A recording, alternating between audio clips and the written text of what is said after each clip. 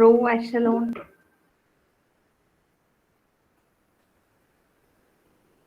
So during the last session, we discussed about the corresponding consistency, how to identify the consistency of a given set of equations. For that, what we did is we have to identify, we are having a set of equations with us, we are having a linear system of equations with us. So we have to extract the coefficient matrix as well as we have to create the corresponding augmented matrix from the given set of equations. Now, as a second step, we have to identify the rank of coefficient matrix as well as the rank of augmented matrix. In the next stage, what we are going to do is we have to compare the rank values of coefficient matrix as well as this augmented matrix. If both ranks are equal, that means the rank of coefficient matrix is equal to the rank of augmented matrix, then we can say that the system is consistent. If the rank of coefficient matrix is not equal to rank of augmented matrix, then we can say that system is inconsistent. Then system consistent ആണ് എങ്കിൽ rank രണ്ടും same ആയിരിക്കും. Rank of what? Rank of coefficient matrix as well as rank of augmented മെട്രിക്സും equal ആയിരിക്കും. അങ്ങനെയാണെങ്കിൽ ഇനി നമുക്ക് ചെയ്യേണ്ടത് സൊല്യൂഷൻ എങ്ങനെ വരും എന്നുള്ളതാണ്. കൺസിസ്റ്റന്റ് ആയിട്ടുള്ള സിസ്റ്റത്തിന്റെ സൊല്യൂഷൻ എങ്ങനെയാവും. അപ്പൊ ആ രണ്ട് റാങ്ക് കൂടെ റാങ്കിനെ അതും ഇനി നമ്പർ ഓഫ് വേരിയബിൾസിന്റെ വാല്യൂ കൺസിഡർ ചെയ്യുക. അത് രണ്ടും equal, rank is equal to number of variables ആണ് എങ്കിൽ നമ്മുടെ സിസ്റ്റം കൺസിസ്റ്റന്റും ആണ്, ഒരൊറ്റ സൊല്യൂഷൻ അതിന് കാണുള്ളൂ. ഇനി rank of augmented matrix or rank of coefficient matrix are equal, at the same time it is less than number of variables, then we can say that our system is having multiple solutions. Then rank രണ്ടും equal അല്ല എങ്കിൽ നമ്മൾ പറയും system is inconsistent. അപ്പൊ ഇത്രയായിരുന്നു ഇന്നലെ പറഞ്ഞത്. അതിനെ base ചെയ്തിട്ട് ഒരു 2 ക്വസ്റ്റ്യൻ ചെയ്യാൻ പറഞ്ഞിട്ടുണ്ടായിരുന്നു. അതിൽ ഒരെണ്ണം ഹോംവർക്കിൽ ഫസ്റ്റ് ക്വസ്റ്റ്യൻ എന്ന് പറയുന്നത് ഒരു മൾട്ടിപ്പിൾ സൊല്യൂഷൻസ് വരുന്ന ഒരു ക്വസ്റ്റ്യൻ ആണ്. ചെയ്തോ ഇല്ലയോ എന്നറിയില്ല. ചെയ്തവരും ചെയ്യാത്തവരും ഇന്നിപ്പോ ഞാൻ അതിന്റെ പ്രസന്റേഷൻ അപ്ലോഡ് ചെയ്യും. അപ്പൊ അത് വെച്ചിട്ടൊന്ന് കമ്പയർ ചെയ്യാം എങ്ങനെയാണ് അത് പോയേക്കുന്നതെന്നുള്ളത്. മൾട്ടിപ്പിൾ സൊല്യൂഷൻസ് വരുമ്പോൾ എങ്ങനെയാണ് അതിനെ ഹാൻഡിൽ ചെയ്യുക എന്നുള്ളത്. Okay, so today we are going to discuss about vectors.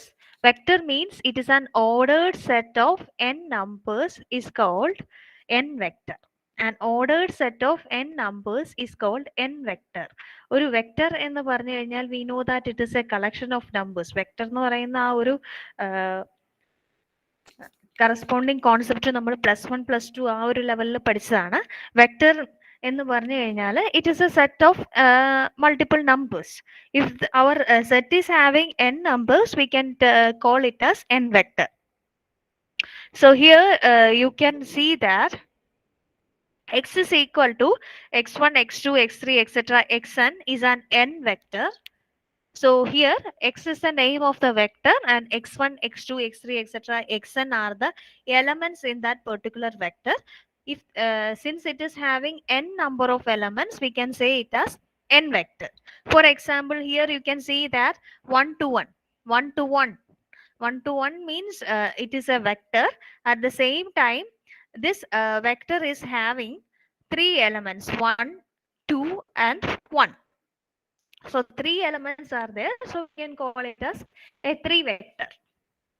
So here in both these cases, the elements are also termed as components of n vector.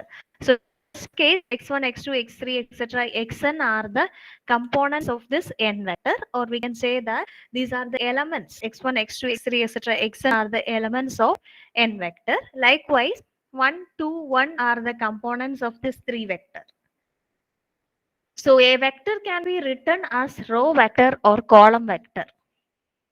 വെക്ടറിനെ നമുക്ക് റോ വെക്ടർ ആയിട്ടോ column vector ആയിട്ടോ എഴുതാം. In A matrix which is of order m by n. M by n matrix means m number of rows and n number of columns. We can treat each row and is as an n vector. ഒരു റോയിൽ n number of columns ആണ് വരുന്നത്.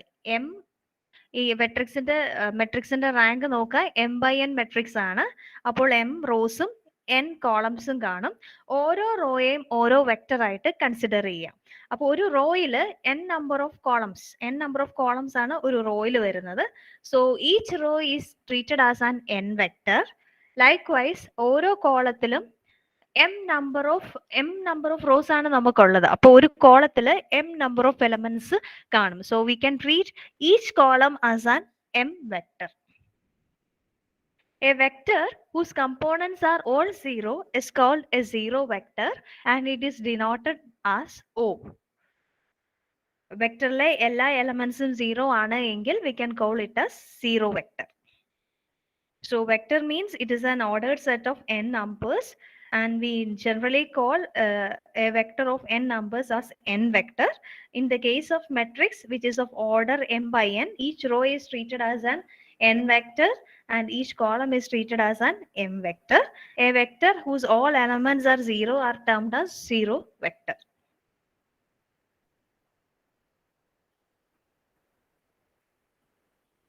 Now we move on to the concept linear dependence and linear independence of vectors. So just see, a collection of vectors is either linear dependent or linearly independent. Vectors linearly dependent ആവാം അല്ലെങ്കിൽ linearly independent ആവാം. ഇനി linearly dependent എന്ന് പറഞ്ഞാൽ എന്താണ്, linearly independent എന്ന് പറഞ്ഞാൽ എന്താണ്, അതാണ് നമ്മൾ കാണാൻ പോകുന്നത്. A set of vectors x1, x2, x3, etc., xn is said to be linearly dependent if their x is scalars a1, a2, a3, etc., an, not all zero, such that a1 x1 plus a2 x2 plus a3 x3 etc. an xn is equal to 0. That is, a set of vectors is said to be linearly dependent if at least one of the vectors in the set can be defined as a linear combination of the others. So here we are having a vector in our hand. That vector is having n components, that is x1, x2, x3, etc., xn. ഒരു n vector നമ്മുടെ കയ്യിലുണ്ട്. അതിലെ components ആണ് x1, x2, x3, etc., xn. And we are having n number of scalars with us. Scalar means some constant values. So a1, a2, a3, etc., an. നമ്മുടെ കയ്യിൽ ഒരു n vector ഉണ്ട്, n number of scalars ഉണ്ട്. So if you are multiplying a1 with x1, a2 with x2, a3 with x3, likewise an with xn, and if you are summating that, it will be equal to 0. That is a1 x1 plus a2 x2 plus a3 x3 plus etc. an xn is equal to 0. The case is that എല്ലാ a1, a2, a3 എല്ലാം zero ആവണമെന്നില്ല. പക്ഷെ ചിലതൊക്കെ non zero values വരാം. ചിലത് zero വരാം, ചിലത് non zero values വരാം. പക്ഷെ ഇതിന്റെ സമ്മേഷൻ എടുക്കുമ്പോൾ നമുക്ക് സീറോ കിട്ടണം. സോ ഫോർ എക്സാമ്പിൾ x1 എന്ന് പറയുന്നത് 1ഉം x2 എന്ന് പറയുന്നത് 1ഉം ആയിരുന്നു. a1 +2ഉം a2 -2 ആയിരുന്നു. So 2 into 1 2 plus -2 into 1 -2. So ഇത് സമ്മേറ്റ് ചെയ്യുമ്പോൾ +2 -2 വരും. +2 -2 എന്ന് പറയുമ്പോൾ 0 ആവുമല്ലോ. അതേ രീതിയിലായിരിക്കും ചിലപ്പം വരുന്നത്. ചിലപ്പോൾ a3 എന്ന് പറയുന്നത് 0 ആയിരിക്കും. അപ്പൊ ആ ടേം മൊത്തത്തിൽ ക്യാൻസൽ ആവും. ആ രീതിയിലും വേണമെങ്കിൽ വരാം. But if you are summating this particular product, it will be equal to 0. That is, a set of vectors is said to be linearly dependent if at least one of the vectors in the set can be defined as a linear combination of the others. Linearly dependent ആണെങ്കിൽ സ്കേലാസിന്റെ value എല്ലാം 0 ആകണമെന്ന് ഇല്ല. Now we see what is linearly independent. A set of vectors x1, x2, x3, etc., xn is said to be linearly independent if their x is scalars a1, a2, a3, etc., an, all 0, such that if we are multiplying a1 with x1, a2 plus a2 with x2, likewise an with xn, it will be equal to 0. That is, a1 equal to a2 equal to a3 equal to up to an, which will be equal to 0. So in such a situation, we can say that the vectors are linearly independent. അപ്പോൾ രണ്ടാമത്തെ linearly independent ആണെങ്കിൽ നമ്മൾ multiply ചെയ്യുന്ന coefficients ഇനി നമുക്ക് ഇതിന് എങ്ങനെയാണ് നമുക്കൊരു സെറ്റ് ഓഫ് ഇക്വേഷൻസ് തന്നു കഴിഞ്ഞാൽ അല്ലെങ്കിൽ സെറ്റ് ഓഫ് വെക്ടേഴ്സ് തന്നു കഴിഞ്ഞാൽ അത് ലീനിയർലി ഡിപ്പെൻഡന്റ് ആണ് അല്ലെങ്കിൽ ലീനിയർലി ഇൻഡിപെൻഡന്റ് ആണ് എന്ന് പറയുന്നത്. അതാണ് ഇനി നമ്മൾ കാണാൻ പോകുന്നത്. What should be the method for identifying linear dependence as well as linear independence?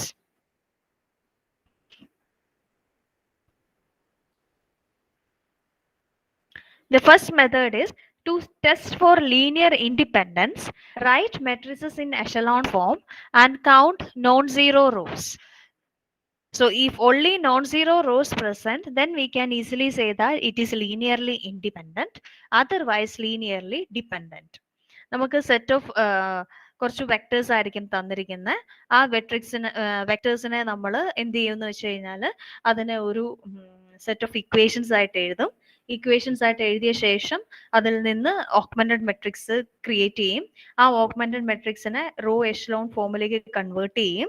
എന്നിട്ട് നമ്മൾ റോ എഷ്ലോൺ ഫോമിലായ ആ മെട്രിക്സിൽ എത്ര നോൺ സീറോ റോസ് ഉണ്ടെന്ന് കൗണ്ട് ചെയ്യും. എല്ലാം നോൺ സീറോ റോസ് ആണ് വന്നിരിക്കുന്നതെങ്കിൽ we can conclude that the corresponding set of vectors is linearly independent. Zero rose വന്നിട്ടുണ്ട് എങ്കിൽ we can conclude that it is linearly dependent. That is the first method. The second method is like this. Take determinant of coefficient matrix, and if it is equal to a non-zero value, then linearly independent. Take determinant of coefficient matrix. Coefficient matrix in a determinant eduthu, and if that determinant value is equal to a non-zero value, then we can say that it is linearly independent. Otherwise, it is linearly dependent. അപ്പോൾ zero വന്നു കഴിഞ്ഞാൽ ഇവിടെ linearly dependent ആണെന്നാണ് പറയുന്നത്. പക്ഷെ തൊട്ടു മുമ്പ് ഇക്വേഷനിൽ നമ്മൾ അതിന്റെ ഡെഫിനിഷനിൽ നമ്മൾ കണ്ടത് നേരെ തിരിച്ചായിരുന്നേ. നോക്കിയോണേ, ഇവിടെ a1 a2 etcetera an is not all zero ആയാലാണ് ലീനിയർലി ഡിപ്പെൻഡന്റ് വരുന്നത്. ഇവിടുത്തെ കേസിൽ എല്ലാം zero, a1 a2 a3 etcetera an is equal to 0 ആണെങ്കിൽ ലീനിയർലി ഇൻഡിപെൻഡന്റ് ആണെന്ന് പറയും.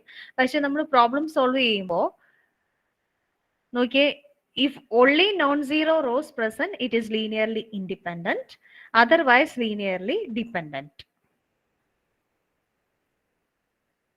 അതായത് സീറോ റോസ് പ്രസന്റ് ചെയ്ത് കഴിഞ്ഞാൽ, സീറോ റോസ് വന്നു കഴിഞ്ഞാൽ ലീനിയർലി ഡിപ്പെൻഡന്റ് ആണെന്ന് പറയും. അപ്പൊ ഇതിനെ ബേസ് ചെയ്തിട്ട് പ്രോബ്ലം ചെയ്യുമ്പോൾ കുറച്ചുകൂടെ ക്ലിയർ ആവും എങ്ങനെയാണ് ഇത് വരുന്നത് എന്നുള്ളത്.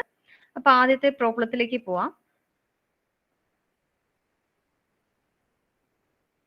So write down the first question. Check whether the following set of vectors v1 is equal to 1 to 1, v2 is equal to 3 1 5 and v3 is equal to 3 minus 4 7 are linearly dependent or linearly independent. Question എഴുതി കഴിയുമ്പോൾ ഒന്ന് message ഇടണേ.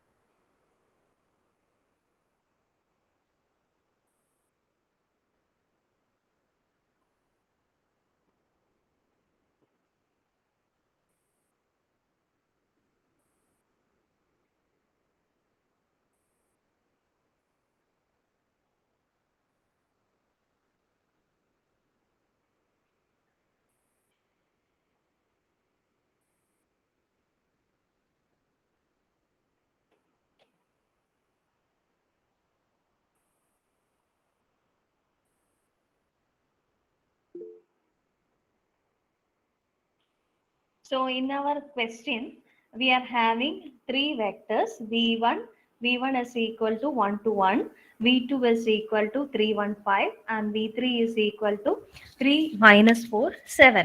മൂന്ന് vector ആണ് നമ്മുടെ കയ്യിലുള്ളത്. നമുക്ക് ഈ മൂന്ന് വെക്ടറും ലീനിയർലി ഡിപ്പെൻഡന്റ് ആണോ അല്ലെങ്കിൽ ലീനിയർലി ഇൻഡിപെൻഡന്റ് ആണോ, അതാണ് ഐഡന്റിഫൈ ചെയ്യേണ്ടത്. അപ്പൊ നമ്മൾ പറഞ്ഞ കാര്യങ്ങൾ വെച്ചാണെങ്കിൽ നമ്മൾ അതിന്റെ മെത്തേഡ്സ് ഫസ്റ്റ് മെത്തേഡ് വഴിയാണ് നമ്മളിപ്പോൾ സോൾവ് ചെയ്യാൻ ഉദ്ദേശിക്കുന്നത്. ഫസ്റ്റ് മെത്തേഡിൽ പറഞ്ഞേക്കുന്നത് to test for linear matrix natural form found non-zero rows. If only non-zero is present, then linearly independent, otherwise linearly dependent. ഇതാണ് മെത്തേഡ് പറഞ്ഞേക്കുന്നത്. സോ ആ ഒരു മെത്തേഡ് വെച്ചിട്ടാണ് നമ്മൾ ചെയ്യാൻ ഉദ്ദേശിക്കുന്നത്.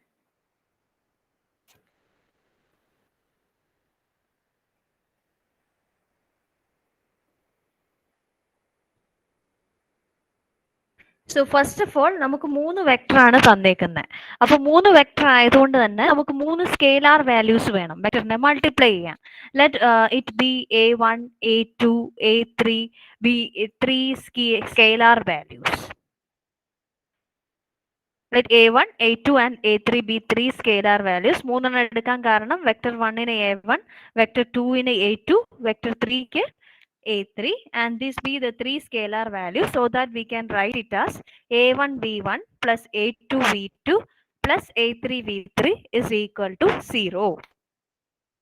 As per our definition for linearly dependent and linearly independent vectors, our definition is like this. We have to multiply a scalar with the corresponding vectors and summate that product. That will be equal to 0. So I am taking 3 vectors a1, a2 and a3. I am taking 3 scalar values a1, a2 and a3. Then a1 should be multiplied with v1 plus a2 will be multiplied with v2 plus a3 multiplied with v3 is equal to 0. So I am expanding the vectors in the next step. v1 in a 1 to 1 annum, v2 in a 3 1 5 annum, v3 a 3 minus 4 7 annum expand ചെയ്ത് next സ്റ്റെപ്പിൽ എഴുതുവാണ്. So it will become like this. v1 1 to 1, v2 in a 3 1 5, v3 in a 3 minus 4 7 is equal to 0.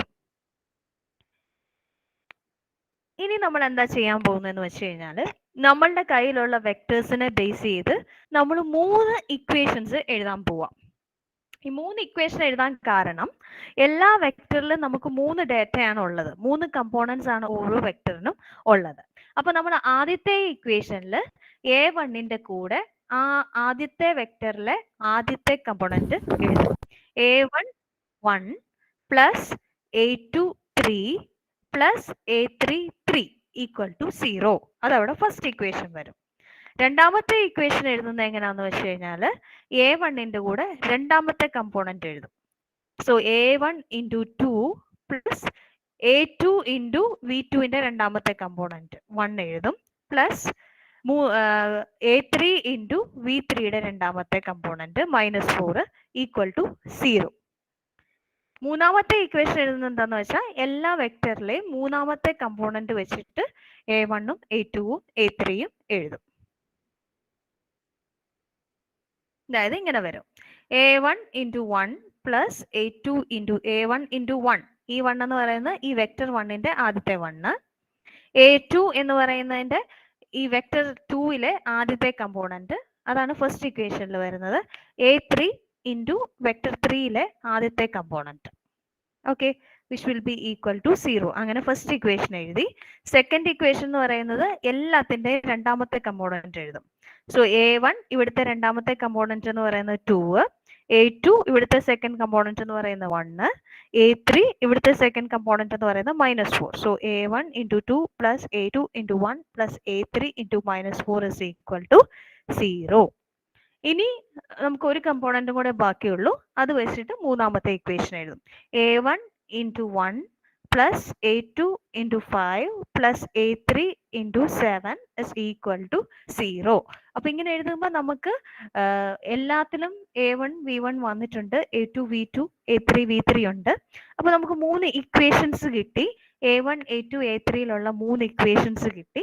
ഇനി നമുക്ക് സാധാരണ matrix solve ചെയ്യുന്ന പോലെ തന്നെ, system of linear equations solve ചെയ്യുന്ന പോലെ തന്നെ ഈ 3 ഇക്വേഷനും സോൾവ് ചെയ്യാം.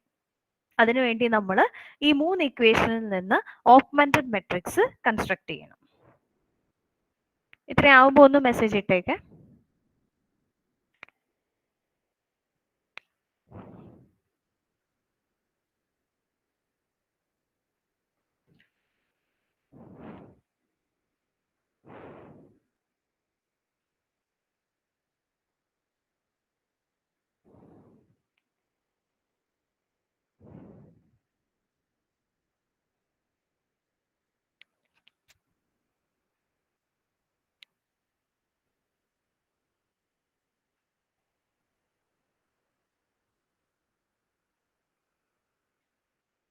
അല്ലെങ്കിൽ നിങ്ങൾ ഇങ്ങനെ നോക്കിയാലും മതി.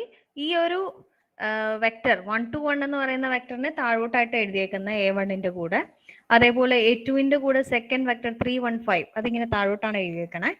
മൂന്നാമത്തെ വെക്ടർ എന്ന് പറയുന്നത് 3 - 4 7 ആ A3യുടെ കൂടെ താഴേക്ക് അങ്ങ് എഴുതിയെന്നേ ഉള്ളൂ. അപ്പൊ വെക്ടർ വെർട്ടിക്കലി നോക്കുമ്പോൾ കറക്റ്റ് ആയിരിക്കണം. V1 വെക്ടർ, ഇതെന്ന് പറയുന്ന V2 വെക്ടർ, ഇതെന്ന് പറയുന്ന V3 വെക്ടർ. കംപ്ലീറ്റ് ആയോ ഇത്രയും?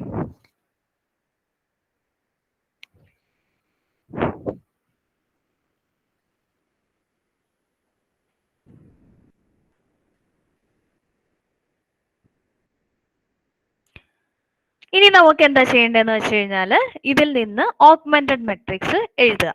ഓഗ്മെന്റഡ് മെട്രിക്സ് എന്ന് പറയുമ്പോൾ കോഎഫിഷ്യൻസ് മാത്രം, അതായത് നമ്മുടെ വെക്ടറിന്റെ വാല്യൂസ് മാത്രമേ അതിൽ വരുള്ളൂ. ഇതിപ്പോൾ നമ്മൾ സാധാരണ 3 ഇക്വേഷൻ ആയിട്ട് കൺസിഡർ ചെയ്യുക.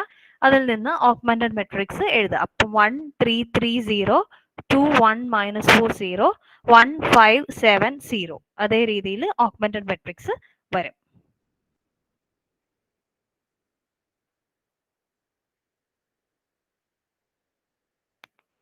So we are having the augmented matrix like this.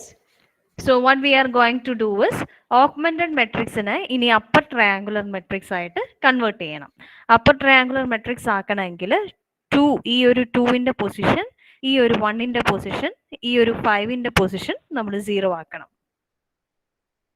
ഈ 3 പൊസിഷൻസും 0 ആക്കണം.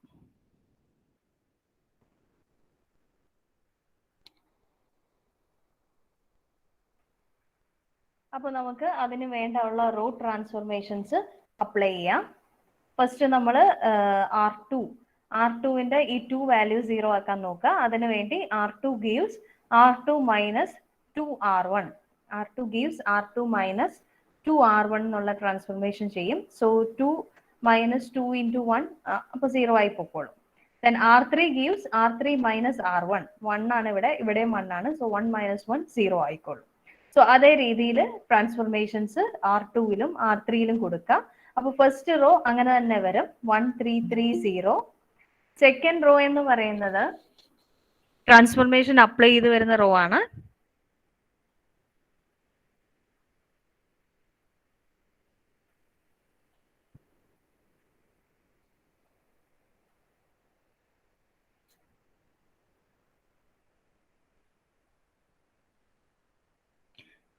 അപ്പോൾ സെക്കൻഡ് റോ എന്ന് പറയുന്നത് ശ്രദ്ധിക്കുക, സെക്കൻഡ് റോ എന്ന് പറയുന്നത് R2 minus 2R1. So 2 minus 1 into 2, 1 into 2, 2 minus 2, so 0 വരും.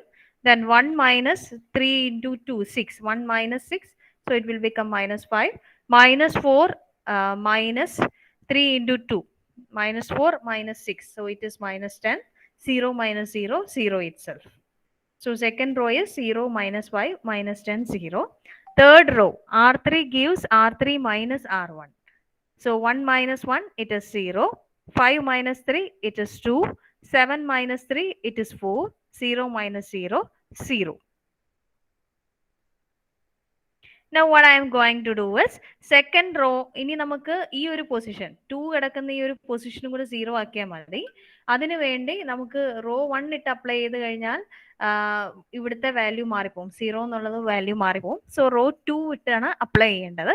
So what I'm going to do is ഈ -5 എന്നുള്ളത് +1 ആക്കുവാണ്.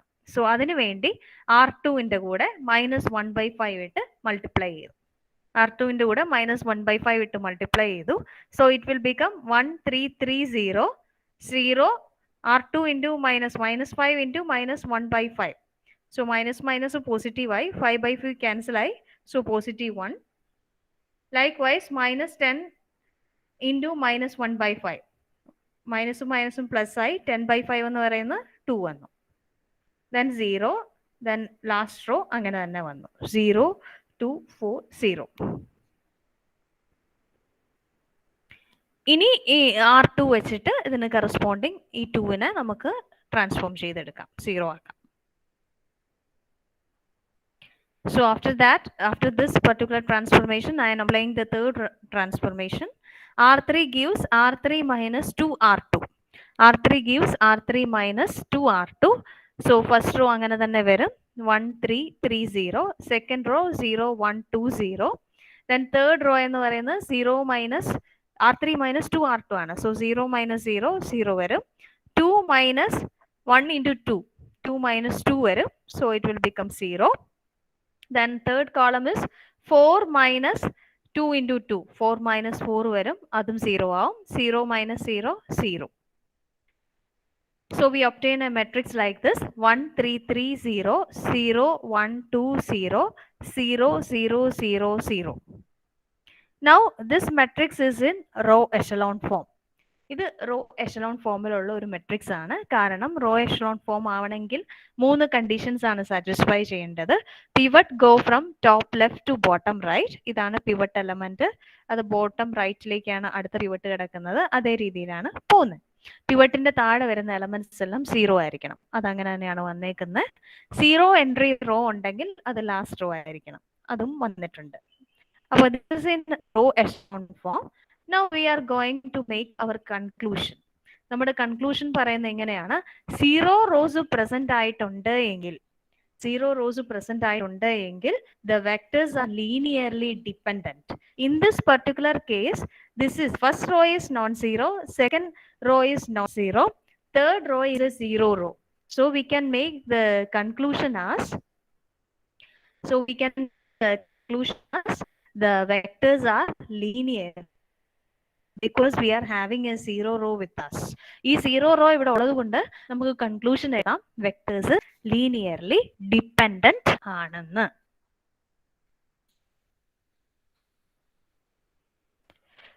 ചെയ്ത് കഴിയുമ്പോൾ മെസ്സേജ് ഇടോയെ.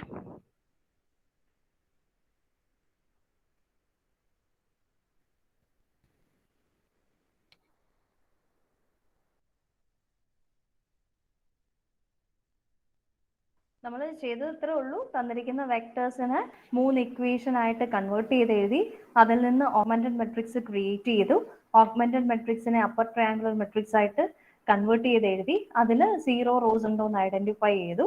0 റോസ് ഉണ്ട് എങ്കിൽ ലീനിയർലി ഡിപ്പെൻഡന്റ് ആണെന്ന് പറയും, 0 റോസ് ഇല്ല എങ്കിൽ ലീനിയർലി ഇൻഡിപെൻഡന്റ് ആണെന്ന് പറയും.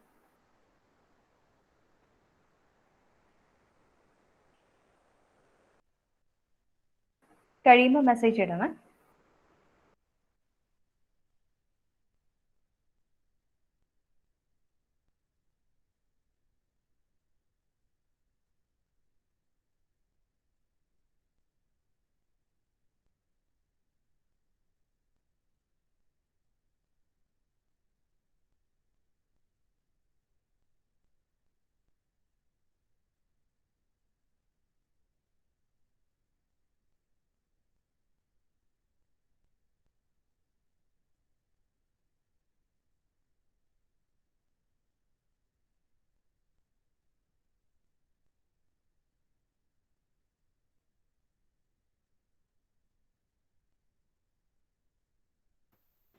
നെക്സ്റ്റ് ക്വസ്റ്റ്യനിലേക്ക് പോവാം.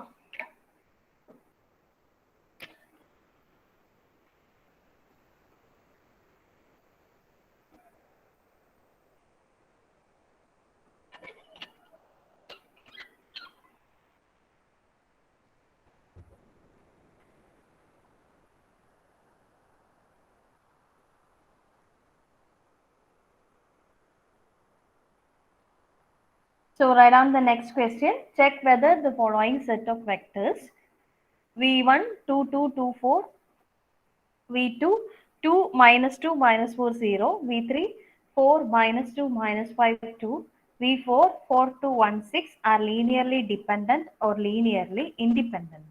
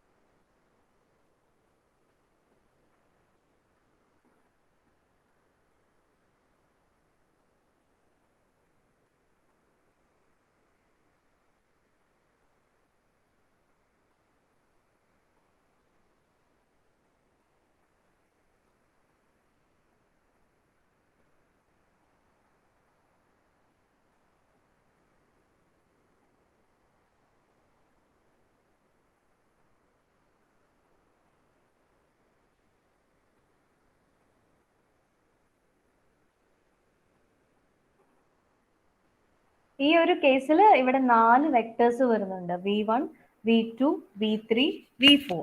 4 വെക്ടേഴ്സ് ഉള്ളത് കൊണ്ട് തന്നെ നമുക്ക് 4 സ്കെയിലാർ വേണം. അപ്പോൾ പഴയ പോലെ തന്നെ സ്റ്റാർട്ട് ചെയ്തോ. Let we have a1, a2, a3, a4, b4 scalar values. a1, a2, a3 and a4 be 4 scalar values. a1 should be multiplied with v1, a2 will be multiplied with v2 and a3 multiplied with v3, and we are having a4 multiplied with v4 is equal to 0.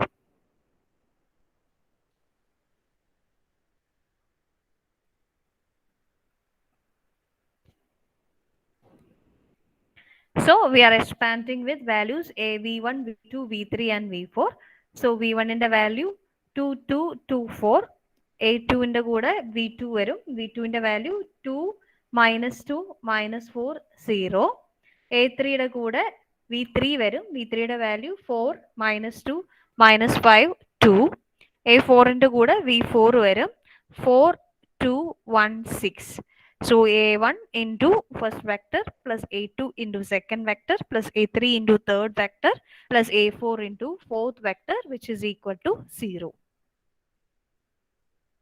ഇനി ഈ ഒരു വെക്ടറിനെ base ചെയ്ത് ഓരോ വെക്ടറിലും 4 component ഉണ്ട്, അതനുസരിച്ച് 4 equations നമുക്ക് create ചെയ്യണം. അപ്പൊ ആദ്യത്തെ ഇക്വേഷനിൽ എല്ലാ വെക്ടറിലെയും ആദ്യത്തെ കമ്പോണൻസും അതിന് കറസ്പോണ്ടിങ് ആയിട്ടുള്ള സ്കെയിലാറും മൾട്ടിപ്ലൈ ചെയ്യുക, സമ്മേറ്റ് ചെയ്യുക, ഈക്വൽ ടു 0 എഴുതുക. സോ ഫസ്റ്റ് ഇക്വേഷൻ വരുന്നത് ആദ്യത്തെ കമ്പോണന്റ് വെച്ച് a1 into 2 plus a2 into 2 plus a3 into 4 plus a4 into 4 is equal to 0.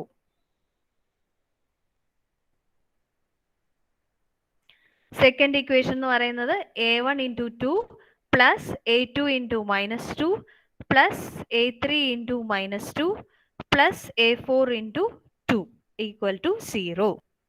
Then third equation വരുന്നത് third components ഓരോ വെക്ടറിൽ നിന്നും എഴുതുക. So a1 into 2 plus a2 into -4 plus a3 into -5 plus a4 into 1 is equal to 0. So this is the third equation. And fourth equation is we have to write down the corresponding scalars multiplied with the fourth component of each vector. So a1 into 4 plus a2 into 0 plus a3 into 2 plus a4 into 6 is equal to 0. So we are having 4 equations. ഇനി confusions വരുവാണെങ്കിൽ just ഇങ്ങനെ നോക്കുക, ഈ first vector താഴേക്ക് വരണം, 2, 2, 2, 4. Second vector second ടേമിന്റെ താഴേക്കായിരിക്കണം വരേണ്ടത്, 2, -2, 4, 0. Third vector എന്ന് പറയുന്നത് 4, -2, -5, 2. അത് തന്നെയാണ് താഴേക്ക് വന്നേക്കുന്നത് നോക്കുക, 4, -2, -5, 2. ഇനി അടുത്ത് a4ന്റെ കൂടെ ഫോർത്ത് വെക്ടർ തന്നെയാണ് വന്നേക്കുന്നത് നോക്കുക, 4, 2, 1, 6. അതേ ഓർഡറിൽ തന്നെ വരാം. So we obtain 4 equations. Now, depending upon these equations, we have to create the corresponding augmented matrix, and after that, it should be converted to upper triangular matrix.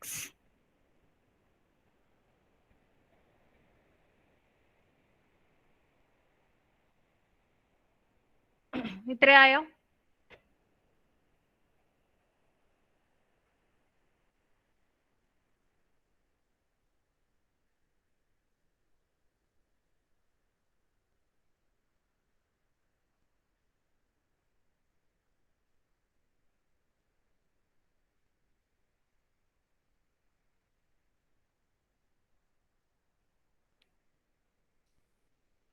അപ്പൊ ഇനി അതിന് കറസ്പോണ്ടിങ് ആയിട്ടുള്ള ഓഗ്മെന്റഡ് മെട്രിക്സ് എഴുതുക.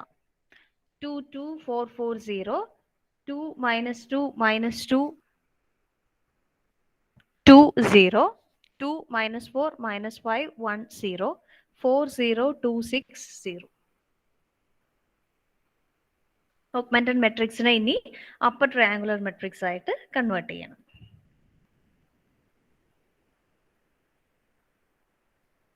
So we write the corresponding augmented matrix, then convert this augmented matrix to upper triangular matrix. അപ്പോൾ ഇതിനൊരു പ്രശ്നമുണ്ട്, ഇത് നമുക്ക് ഓർഡർ നോക്കി 4/5 മെട്രിക്സ് ആണിത്. അപ്പോൾ മാക്സിമം ഒപ്റ്റെയിൻ ചെയ്യാവുന്ന അപ്പർ ട്രയാങ്കുലർ മെട്രിക്സ് എന്ന് പറയുന്നത് ഡയഗണൽ എലമെന്റ്സ് വരുന്നത് A11, A22, A33, A44 വരും. അപ്പൊ ഇതാണ് ഡയഗണൽ വരുന്നത്. അതിന് താഴെയുള്ള എലമെന്റ്സ്, അതായത് ഈ 2 വാല്യൂ അണ്ടർലൈൻ ചെയ്തിരിക്കുന്ന 2 പൊസിഷൻ, അടുത്ത 2 പൊസിഷൻ 4, -4, 0, 2, ഇത്രയും പൊസിഷൻസ് നമുക്ക് 0 ആക്കണം, എന്നാലേ അപ്പർ ട്രയാങ്കുലർ മെട്രിക്സ് ആവുള്ളൂ. അതിനുവേണ്ടി ആദ്യമേ തന്നെ നമുക്ക് റോ 1നെ ഫസ്റ്റ് എല്ലാം 2 വാല്യൂസ് ആണ് കിടക്കുന്നത്. അപ്പോൾ റോ 1നെ എടുത്തിട്ട് നമുക്ക് 1 വാല്യൂ ആക്കാൻ ശ്രമിക്കാം. അപ്പോഴാണെങ്കിൽ പെട്ടെന്ന് കാര്യങ്ങൾ ഈസി ആവും. നിങ്ങൾക്ക് എങ്ങനെ വേണമെങ്കിലും റോ ട്രാൻസ്ഫോർമേഷൻസ് അപ്ലൈ ചെയ്യാം കേട്ടോ. നമുക്ക് ഫൈനലി നമുക്ക് അപ്പർ ട്രയാങ്കുലർ മെട്രിക്സ് കിട്ടിയാൽ മതി എന്നേ ഉള്ളൂ. അപ്പൊ ഞാനിവിടെ ചെയ്യാൻ പോകുന്നത് ആദ്യമേ തന്നെ ഞാൻ റോ 1നെ ട്രാൻസ്ഫോം ചെയ്ത് 1 ആക്കാൻ പോവാണ്. 2 എന്ന് പറയുന്ന വാല്യൂ 1 ആക്കാൻ പോവാം. So R1 gives R1 into 1/2. R1 into 1/2 എന്ന് പറഞ്ഞാൽ ഫസ്റ്റ് റോയിലെ എല്ലാ എലമെന്റ്സും 1/2 ഇട്ട് മൾട്ടിപ്ലൈ ചെയ്യും. So 2 into 1/2 1, 2 into 1/2 1, 4 into 1/2 2, 4 into 1/2 2, then 0 multiplied with 1/2, it is 0 itself. ബാക്കിയുള്ള റോസ് അങ്ങനെ തന്നെ വരും. 2 - 2 - 2 2 0, 2 - 4 - 5 1 0, 4 0 2 6 0.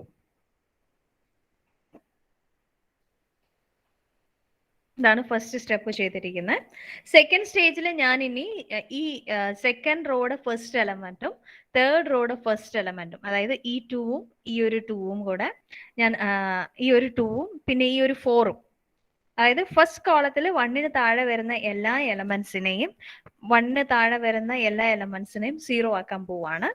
സോ റോ 2ൽ ട്രാൻസ്ഫോർമേഷൻ അപ്ലൈ ചെയ്യും, റോ 3ൽ ട്രാൻസ്ഫോർമേഷൻ അപ്ലൈ ചെയ്യും, റോ 4ലും ട്രാൻസ്ഫോർമേഷൻ അപ്ലൈ ചെയ്യാൻ പോവാണ്. 3 ട്രാൻസ്ഫോർമേഷൻ അപ്ലൈ ചെയ്യുവാണ്. R2 gives R2 minus 2 R1. R1 ഇപ്പോൾ 1 ആണ്. സോ 2 - 2 0 ആക്കാമെന്നുള്ള ഒരു കോൺസെപ്റ്റിൽ R3 minus 2 R1. R3 2 ആണ്. സോ R1 - 2 ഇട്ട് ചെയ്ത് കഴിയുമ്പോൾ അങ്ങനെ ചെയ്യാം. Then R4 gives R4 minus 4 R1. അപ്പോൾ ഇവിടെ 1 ആയതുകൊണ്ട് തന്നെ 4 - 4 വരും, 2 - 2 വരും, ആ ഒരു കോളം ഫുള്ള് 0 വന്നോളൂ. സോ നമുക്ക് നോക്കാം എങ്ങനെയാണ് അപ്ലൈ ചെയ്ത് വന്നിരിക്കുന്നതെന്ന്. R2 gives R2 minus 2 R1. R2 gives R2 minus 2 R1. So first row അങ്ങനെ തന്നെ വന്നു, 1 1 2 2 0. സെക്കൻഡ് റോയിൽ വരുന്നത് 2 minus 2 into 1. 2 minus 2 into 1, that is 2 minus 2, so it will become 0. Then second position is -2 minus 2 into 1. So -2 minus 2, so it will become -4. Then third position is -2 minus 2 into 2. So -2 minus 4, -2 minus 4, it is -6. Then fourth position is 2 minus 2 into 2. 2 into 2 is 4. So 2 minus 4, it is -2. 0 minus 0, it is 0 itself. So our second row is 0, -4, -6, -2, 0. Then third row, the transformation is R3 minus 2 R1. R3 minus 2 R1. അപ്പോൾ ഇവിടെ വരുന്ന transformation എന്ന് പറയുന്നത് 2 minus 2 into 1. 2 minus 2 into 1, 2 minus 2, it is 0. Then അടുത്ത transformation വരുന്നത് -4 minus 2, -4 minus 2, -6 വരും. Then -5 minus 2 into 2, -5 -4 വരും. -5 -4, it will become -9. -5 -4, so -9. അടുത്ത വാല്യൂ നോക്കിയേ 1 ആണ്. 1 minus 2 into 2. 1 minus 2 into 2, that is 1 minus 4, it is -3. Again 0 minus 0, it is 0. So we obtain third row as 0 minus 6 minus 9, minus 3, 0. Now comes the last row. The transformation is like this. R4 gives R4 minus 4 R1. R4 gives R4 minus 4 R1. So 4 minus 4 into 1. 4 minus 4, it is 0. Then 0 minus 4 into 1. 0 minus 4, it is minus 4. Then 2 minus 4 into 2. 2 minus 8 വരും. 2 minus 8, it is minus 6. Then next value is 6. 6 minus 4 into 2. 6 minus 8 വരും. So it will be minus 2. Then 0 minus 0, 0 itself. So our new matrix is like this. 1, 1, 2, 2, 0. 0 minus 4 minus 6 minus 2, 0. 0 minus 6 minus 9 minus 3, 0. 0 minus 4 minus 6 minus 2, 0. നമ്മൾ ഈ മെട്രിക്സിനെ നോക്കുമ്പോൾ അതിന്റെ second റോയും third റോയും same ആയിട്ടാണ് വന്നേക്കുന്നത്. സെക്കൻഡ് റോയും തേർഡ് റോയും. So we have to eliminate the last row. So R4 gives R4 minus R2. R4 minus R2 ചെയ്ത് കഴിഞ്ഞാൽ R4ലെ എല്ലാം സെയിം വാല്യൂസ് ആണ് വന്നേക്കുന്നത്. അപ്പോൾ just 0 minus 0, 0 minus 0, it is 0. Minus 4 minus minus 4. So minus 4 plus 4, it is 0. Minus 6 minus minus 6. So minus 6 plus 6, it is 0. Minus 2 minus minus 2. Minus minus വരുമ്പോൾ plus ആവും. minus 2 plus 2, it will become 0. 0 minus 0, it is 0 itself. അപ്പോൾ R4 എന്ന് പറയുന്ന റോയും 0 ആവും. ബാക്കിയെല്ലാം അതേപോലെ തന്നെ. ഇത്രയാവുമ്പോൾ പറയണേ.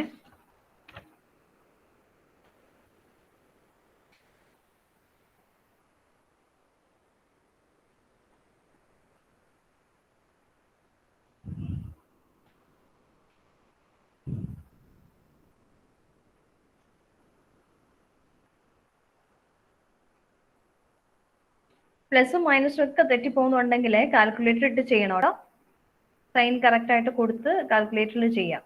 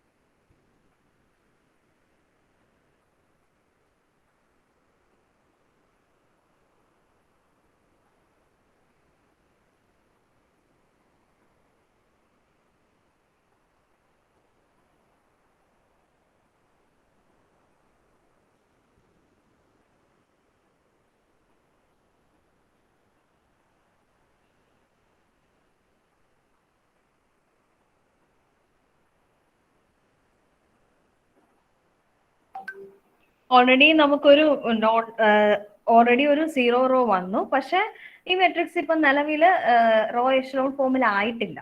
അപ്പൊ നമ്മൾ വീണ്ടും അതിനെ മുമ്പോട്ട് പോവാണ്. കൺക്ലൂഷൻ ഇപ്പൊ എഴുതാൻ പറ്റും. പക്ഷെ എങ്കിലും നമ്മളുടെ ആസ് പെർ തിയറി അനുസരിച്ച് നമ്മൾ റോ എഷലോൺ ഫോമിലേക്ക് കൺവേർട്ട് ചെയ്യണം. അപ്പൊ നമ്മൾ മുമ്പോട്ട് അടുത്ത ട്രാൻസ്ഫോർമേഷനിലേക്ക് പോവാണ്. കഴിഞ്ഞല്ലോ അല്ലേ? രണ്ടുപേരെ ഇവിടെ message ഇട്ടുള്ളൂ.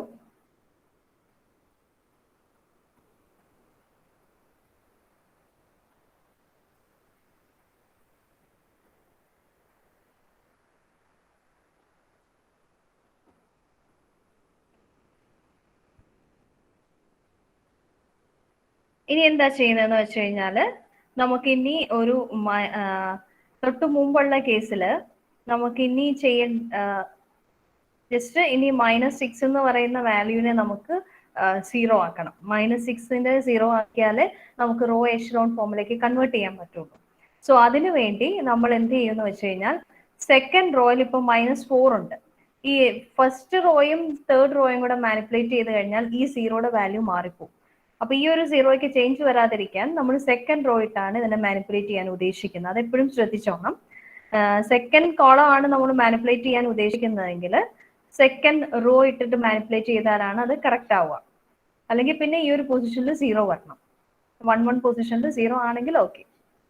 So what we are going to do is ഈ -4 എന്നുള്ളതിന്റെ വാല്യൂ 1 ആക്കാൻ നോക്കുവാണ്. സോ -4നെ 1 ആക്കണമെങ്കിൽ ഇൻറ്റു -1/4 ചെയ്യണം. R2 gives R2 into -1/4. So it will become 0, -4 into -1/4. So it will become +1. Then -6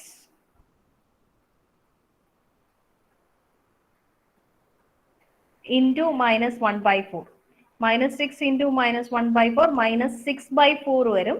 +6/4 വരും. 6/4നെ നമുക്ക് 3/2 എന്ന് എഴുതാം. Then അടുത്ത സ്റ്റെപ്പ് എന്ന് പറയുന്നത് -2 into -1/4. -2 into -1/4 2ഉം 4ഉം ക്യാൻസൽ ചെയ്യും. So it will become 1/2. Third row അങ്ങനെ തന്നെ വരും. ഫോർത്ത് റോയും അങ്ങനെ തന്നെ. സോ 0, 1, 3/2, 1/2, 0. അതാണ് ഇവിടെ ചേഞ്ച് വരുന്നത്.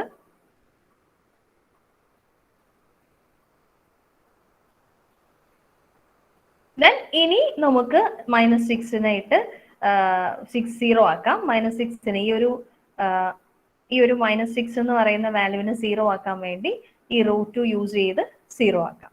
So R3 gives R3 plus 6R2. R3 gives R3 plus 6R2.